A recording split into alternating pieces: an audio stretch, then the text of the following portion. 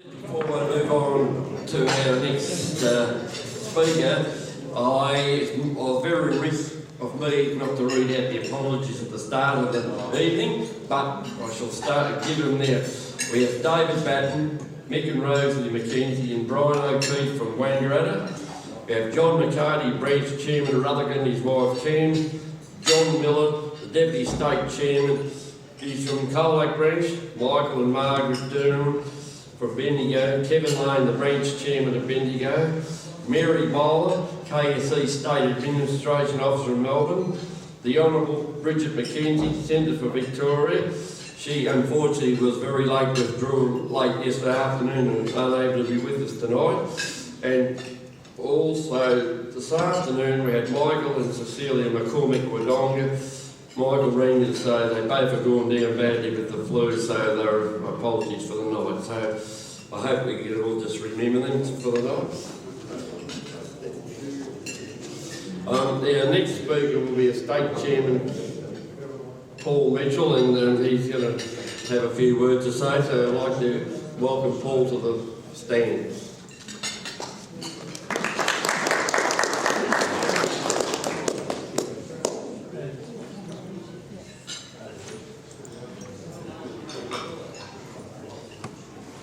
Thank you, Bertie.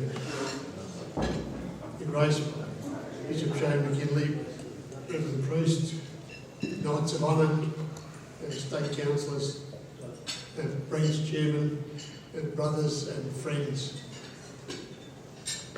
Before I say anything, I just want to add to the congratulations that have been mentioned in the toast and also by Bishop Shane to congratulate Wangaratta for surviving the last 100 years.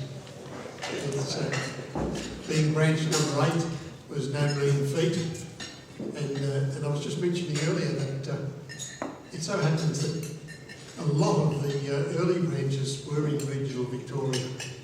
There were 1 or 2 in Melbourne, but far and wide, the next crop of branches were all in regional Victoria, and we should be very proud of being one of them. I just wanted to take this opportunity to get away from the activities of the nights, because there's been lots of information already. But last month in June, I went to Perth for the 14th Triennial Conference of the Knights across Australia. And that was followed by the installation of national officers and councillors during Mass, which was celebrated by Reverend Timothy Costello in Perth, Bishop Emeritus Les Tomlinson, whom you will all remember as the most recent bishop in this diocese. And there was also a national chaplain, and Reverend Father Patrick Tui, the State Chaplain of Western Australia. And I was very taken by the words of the State Chaplain. And being my first conference, I was very much engaged by the fraternity across all that gathered around Australia, and our hosts, the Brothers of Western Australia. And a message by Father Patrick described to us all a 21st century Knight of the Southern Cross, being in Australia today as a Knight of the Church and of Australia in the 3rd millennium. And he mentioned that those Knights are with Jesus Christ, his King, with the brotherhood of the Bishop's men. And that's what we've always been known as. But I thought you might like to hear from me just what some of those parish priests and the chaplain of Western Australia thought the credentials of the Knights of the Southern Cross ought to be. The Knight of the Southern Cross has a deep, personal, close and ever-developing relationship with Jesus Christ in his daily prayer life. He's filled with many graces of the Holy Spirit and its many fruits and gifts out of this prayer life in communion with Jesus. He chooses to be a pilgrim witness to building up the kingdom of God in Australia. He lives the life of a missionary disciple committed to passing on the baton of faith to his family, friends, neighbours, colleagues and anyone interested.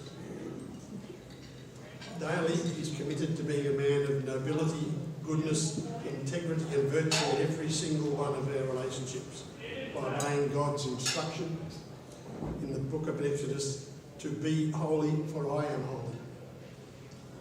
He lives a life underpinned by the centre to the Christian life, the four cardinal virtues of prudence, temperance, fortitude and justice, and the three other theological virtues that we're all brought up with: faith, hope and love.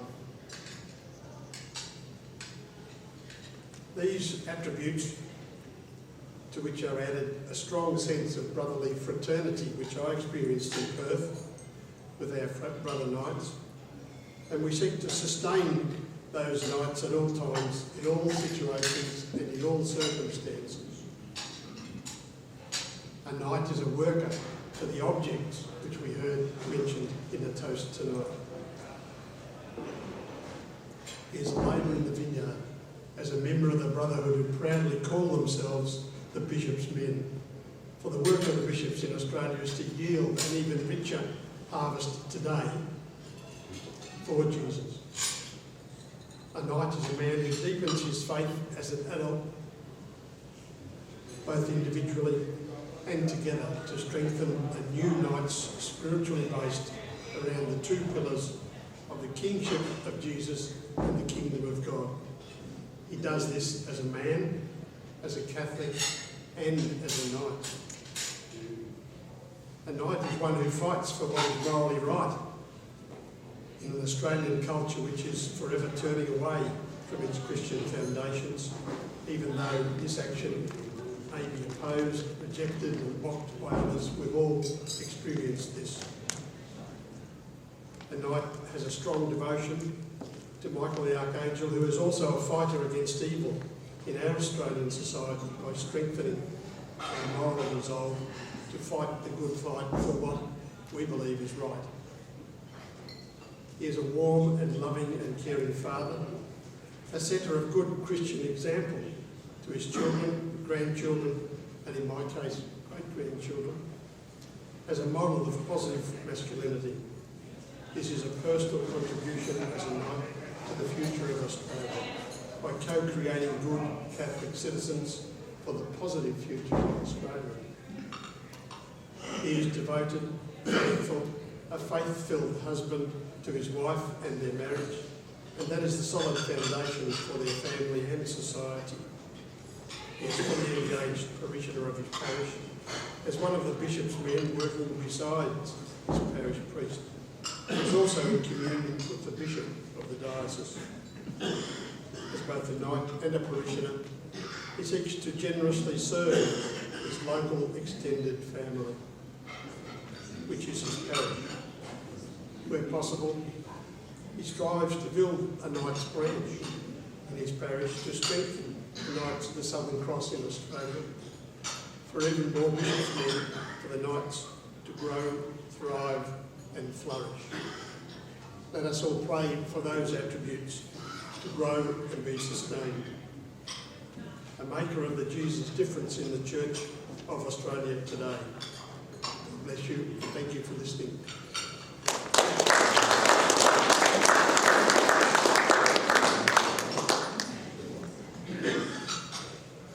Thank you, Paul, for those words. I will now like to take it to present a history of the Wangaratta branch over the last 100 years. So I'll go through a few things.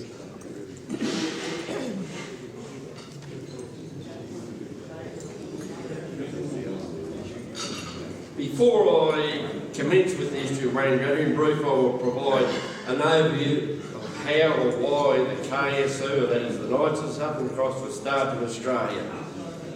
After the First World War, the KSCV was formed by necessity due to Catholics being discriminated by certain elements within the community on applying for vacant employment positions, etc. Many advertisement positions vacant had an override that Catholics need not apply for this position. And there are many more other things about it. This was seen to be discrimination to such an extent a number of prominent Catholic people in the community throughout Australia raised the issue with their priests and bishops, and by 1919, under the leadership of the Archbishop of Sydney at the time, an order was set up under the auspices of all the bishops of Australia. The Knights of the Southern Cross was born, initially as an economic order to help fellow Catholics find employment, and those Catholics who had business and were looking for employers were asked to give favourable consideration to their fellow Catholics who had similar qualifications and or experience to other candidates applying for the same position vacant. And also Catholics were asked to support businesses that were owned and operated by Catholics. Before long, branches of the KSC were established throughout Australia, all under the guidance of the respective bishops in each state of Australia. At all of Wangaratta branch meetings, we have our Christian segments with an aim to promote and fulfil the Christian way of life by maintaining our Catholic values. Now, the Wangaratta branch was chartered on the 1st of July 1923. As of tonight, it is 100 years and 3 weeks old. The first two branches chartered in Victoria were Central Melbourne branches 1 and 2. Ironically, from the records I was able to dig up, that both were started on the 22nd of February 1922. And also branch 3 at Hawthorn, again shows it was started on the 22nd of February 1922. I don't know whether those figures are right, but that's what I was able to follow up. Then it was followed by Geelong branch 4 on the 1st of August 1922, branch 5 Bendigo the 7th of September 1922, branch 6 at Ballarat. I don't have a proper date, but I believe early 1923. Colin branch 7 on the 22nd of June 1923, then Wangaratta on the 1st of July 1923. So Colin beat us by 8 days or something, which is very disappointing. But anyway, good luck to them. Many KSC branches continue to start up throughout Northern and regional Victoria over the coming years, with the whole of Victoria having KSC branches in the vicinity with some of the very small townships supporting a branch. And to Bishop Shane, one such branch was where you were a priest, that was Bungaroo used to have a branch there, which we could probably put names together who were the members of that for a family there. Anyway, that's aside. The first 6 branches have all closed down or amalgamated after many years of service, with Bendigo branch 5 closing down after approximately 90 years of service, with the remaining members of that branch transferring to Bendigo branch 1112. In Victoria, Wangaratta and Colin, the only 2 branches to reach 100 years of continually serving their Catholic community. Who knows, these 2 branches may be the only branch in Australia to have reached 100 years of continued service to the respective parishes. As a matter of incident, I will endeavour to follow up on that and see if there's any other branches in Australia that are older.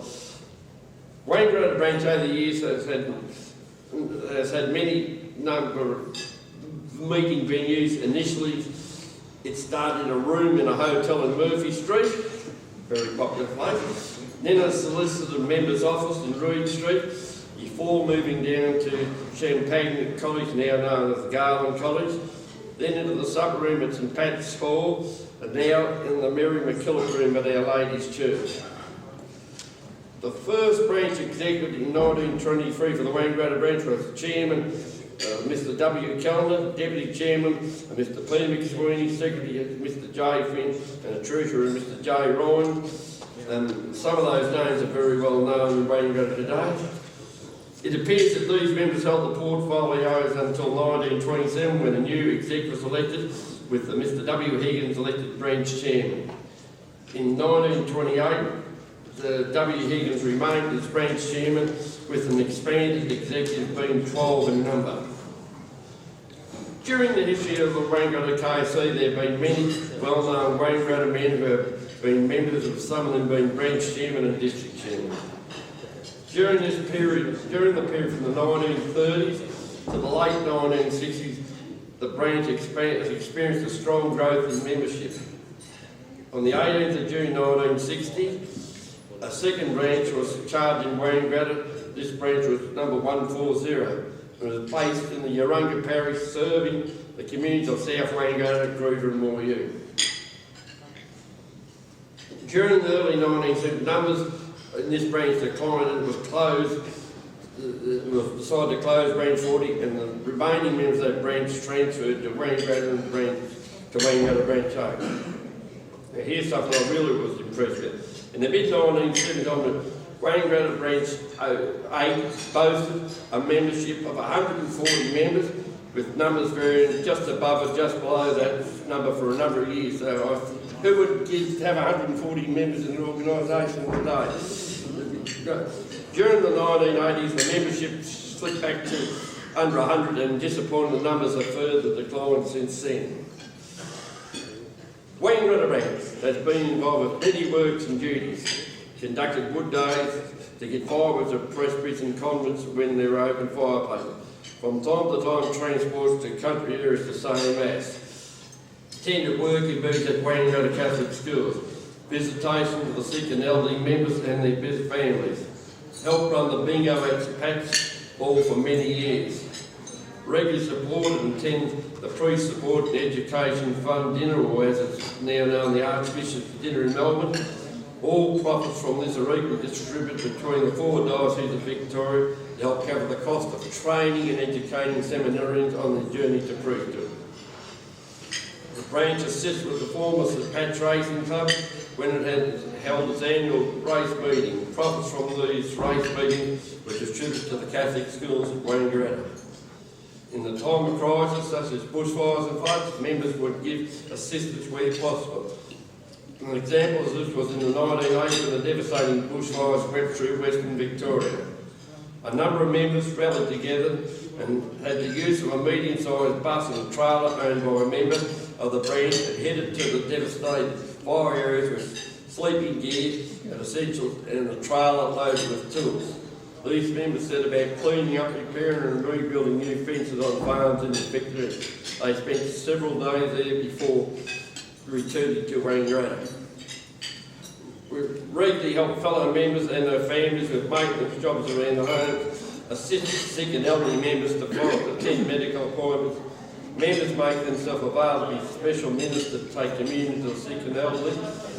Over the years, we've made donations to support overseas missions, made donations to local Catholic schools and special school needs. Always inquiring into the needs of the reading members and or their families looking for employment.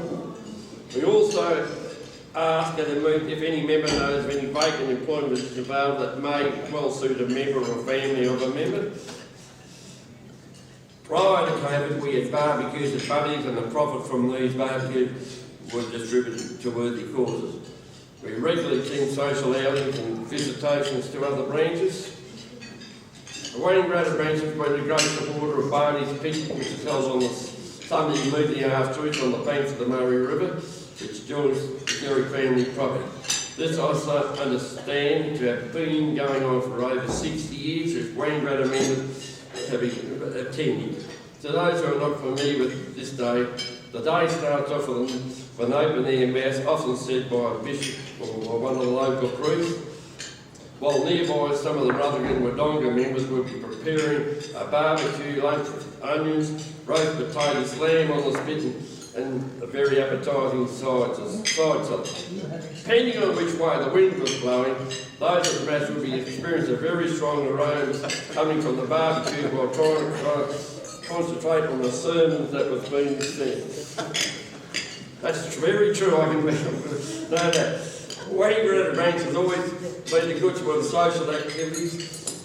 One particular event was in the branches in this area of Victoria got together with the fellow KSCV members from over the border in New South Wales, and they would hold a meeting in a shearing shed among some approximately 40 kilometres from the border on New South Wales, on the members' sheep property.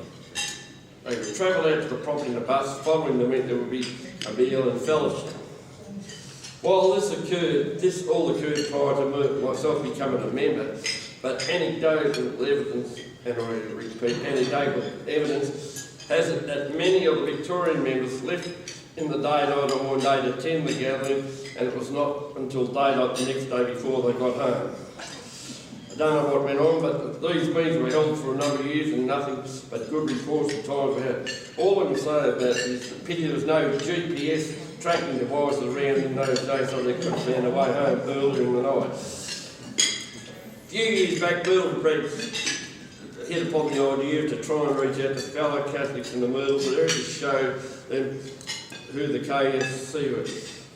They had decided after a Sunday morning mass to have a parish picnic on a member's property on the banks of the Buffalo River at Buffalo Creek. The picnic was open to all people in the parish, husbands, wives, families and even children of all ages. Wangaratta branch members and their families strongly supported this venture. Unfortunately, after 3 or 4 years, it was discontinued as the local producers showed little or no interest in it. Wangaratta has been involved in supporting many other social activities, and most of these included the wives of members. On a number of occasions, Wangaratta members and their families have gone on the Walk for Life marches to show our opposition to abortion. While Wangaratta Centenary are strongly opposed to euthanasia, or as we are told by some minority radicals, dying with dignity. We totally condemn this and will speak out against it. A few years ago, the KSC in Victoria Long and other ones decided to help with the people of Timor gathering hand tools from all across Victoria. Colin spoke about that earlier. I won't go down that, but Wangaratta did supply many tools to help the people in Timor. World Youth Day Crusade, the journey of the cross along the east coast of Australia. Wangaratta assisted with its passage through the northeast of the state before it moved on to Bendigo. We have shown our opposition to same-sex marriage and have let a number of politicians know that. Another initiative farmers of Wangaratta undertook was to just cattle free of charge on their property. After a few months, round up the cattle and sell them all with the proceeds to go to the Champagne College that was in. Champagne College initially would purchase the cattle and put them out on various farms with no adjustment charges, and they were right to sell. These are just few of the many things that the Wangaratta branch has undertaken over the years. It was very difficult to give an extensive history of everything of Wangaratta's branch in such a short time, but I've tried to give it a cross view of the whole thing. I was preparing this was on and off for several days. I crossed things out. I know I could have another half a dozen pages to provide, but I think we've gone far enough. And my intentions originally was I was going to try and write a booklet for tonight, have it made up, but I haven't quite. I never got around to it, so that's flat enough to wait. But anyway. Wangaratta meets every month, and we like from time to time be able to get some guest speakers for our syllabus items. Wangaratta has been very active, and it is intention of the current members to remain active into the future, and our hope is that a new generation of members will come on board and take over the running of the branch and may continue on for another 100 years. I thank you everyone for just listening to a little bit of a history, but it's been quite a task. I do feel honoured to stand here tonight as branch chairman of Wangaratta branch. Thank you.